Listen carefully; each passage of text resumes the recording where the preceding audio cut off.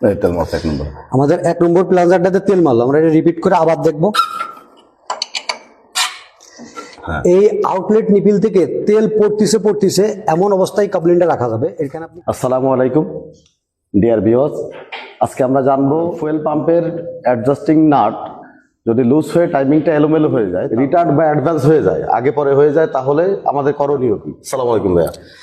ওয়ালাইকুম আসসালাম ওয়া রাহমাতুল্লাহ। ধন্যবাদ, আপনি খুব ভালো একটা গুরুত্বপূর্ণ প্রশ্ন করছেন।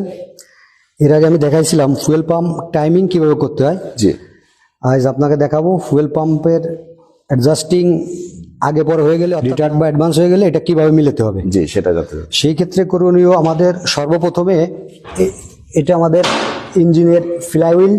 জি, এই ফ্লাইহুইল আর এটা আমাদের ইঞ্জিনের সিন্টার মার্কা, এটা আপনি দেখতে পাচ্ছেন? জি দেখতে পাচ্ছি। এটা আমাদের সিন্টার মার্কা আর এটা আমাদের ফ্লাইহুইল। জি, আমাদের ফ্লাইহুইলের এইখানে এই যে এইখানে 1 থেকে 6 লেখা আছে, এই যে 1 এবং এই যে 6। জি দেখতে পাচ্ছি। এবং এইটা হলো আপনার ইঞ্জিনের বডির মার্কা। অর্থাৎ এখন আমাদের ইঞ্জিনের 1 নম্বর পিস্টনটা আমরা টিডিসিতে রাখছি, ঠিক আছে? জি, ফায়ারিং পজিশনে এখন আমরা রাখছি 1 নম্বর পিস্টন এবং ফ্লাইহুইল দেখে এটা মিলালাম, এটা ঘুরায় আমরা এখানে রাখছি, ঠিক আছে? 1 নম্বর পিস্টন টিডিসিতে রাখতে হবে। এমন অবস্থায় আমাদের এইখানে যে ফুয়েল পাম্পটা আছে, ফুয়েল পাম্প ফাউন্ডেশনের উপর বসায় নিয়ে আছে, যে কাবলিং আছে, যে এইখানে হলো অ্যাডজাস্টিং নাটটা আছে। এখন এই অ্যাডজাস্টিং নাটটা আমাদের লুজ আছে।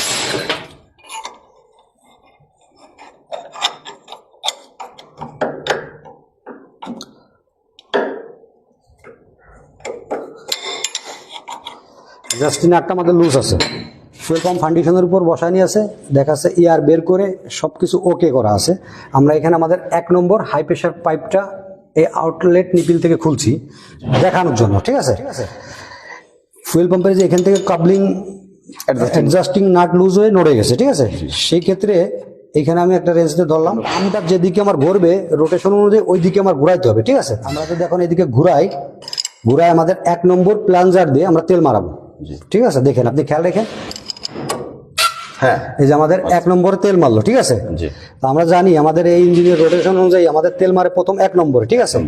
তা আমাদের ইঞ্জিনের ফায়ারিং পজিশন অনুযায়ী 1 নম্বরে তেল মারে, আমরা আরেকটা রাউন্ড ঘুরায় রিপিট করে দেখবো। আমাদের এখন মারলো তেল 1-এ এবং এবার মারবে 5-এ, এবার মারলো 5-এ, ঠিক আছে? 1-5 এবং এবার মারবে 3-এ, 1-5-3, ঠিক আছে? এবার মারবে 6-এ,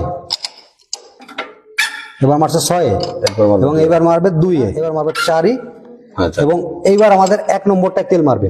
আপনি দেখেন এইখান দিয়ে তেল মারবে এবং এই এমন অবস্থায় রাখতে হবে, আমরা এইখানে টিডিসিতে রাখছি একদম ফ্লাইহুইলে 1 এবং 6 সিলিন্ডার ইঞ্জিন। আমাদের মার্কাটা এই যে একদম দাগটা এই যে এখানে বরাবর আমার একদম নখ বরাবর আছে। এখন পিস্টন এখন টপে আছে, টপে আছে, এই যে দাগটা দেখা যায়, টিডিসিতে আছে, ঠিক আছে?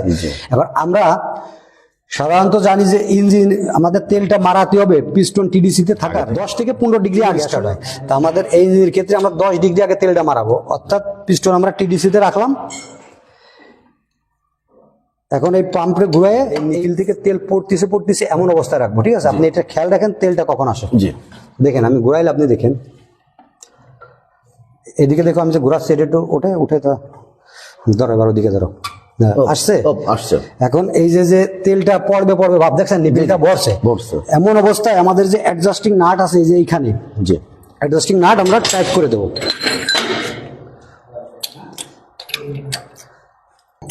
এখানে নাটটা কমপ্লিট ভাবে খুব ভালোভাবে ধরে টাইট করে দিতে হবে। এটা আমরা খুব ভালোভাবে টাইট করে দিলাম, অর্থাৎ আমাদের নাট টাইট দেওয়া শেষ। এখন আমরা দেখবো যে ইঞ্জিনটা ঘুরাইয়ে 10 ডিগ্রি থাকতে তেলটা মারে কি না। যদি 10 ডিগ্রি আগে মারে তাহলে আমাদের টাইমিংটা করা অ্যাকুরেট হয়েছে। ঘুরাও আমাদের প্লাঞ্জারটা দেখবো তেল মারে কিনা। আমাদের এই প্লাঞ্জারটা তেল মারছে, আউটলেট নিপিল থেকে তেল পড়ছে এবং আমাদের যে ফ্লাইহুইলটা এই যে আছে, ফ্লাইহুইলটা 10 ডিগ্রি আগে মারছে, অর্থাৎ এটা আমাদের সেন্টার মার্কা, এই 5 আর এই 5 10 আমাদের টিডিসিতে আসার 10 ডিগ্রি আগে আমাদের তেলটা মারছে। আশা করা যায় আমাদের টাইমিংটা ঠিক আছে। আমরা কঠিন প্রশ্নের সহজ সমাধান জানতে পারলাম। এরকম আরো সুন্দর ভালো ভিডিও পেতে আপনারা চ্যানেলটিকে কমেন্ট করে পাশে থাকবেন, পাশাপাশি আপনারা ফলো দিয়ে রাখবেন। ধন্যবাদ।